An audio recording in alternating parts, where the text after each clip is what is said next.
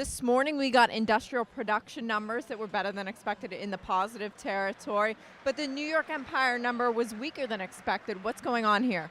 Well, I think things are going in the right direction. Obviously, if we're doing more, then GDP is probably going to be on the way up. I'm more concerned with things like John Deere coming out and saying that they're guiding lower going forward because of a lack of demand. Do you think that's a company-specific thing, or is that have to do with the drought? What's going on? Oh, I would think it's nationwide. I think if they're slowing down, I think everybody else is slowing down as well. Oh, that's not a good thing. We're seeing the industrial stocks today being pulled down by that John Deere report. Do you think the industrial production number can save them at all today? Not necessarily. I think, if anything, I'm watching the market trade sideways here, but I think it's probably a good thing for the long term. Anything to keep us from going down as we have. We've been kind of in a range here between 12.5 and 13.5 on the Dow, and we're kind of towards the high end of that right now.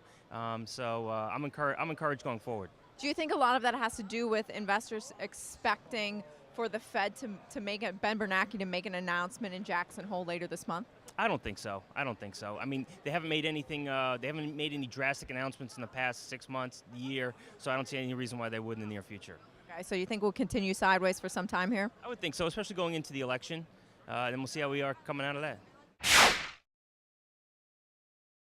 This market has fewer players. We're coming into a Monday where we're going to enter in a new stage of tech. It's a stock picker's market. Welcome to the 5 dumbest things. Apple reported earnings.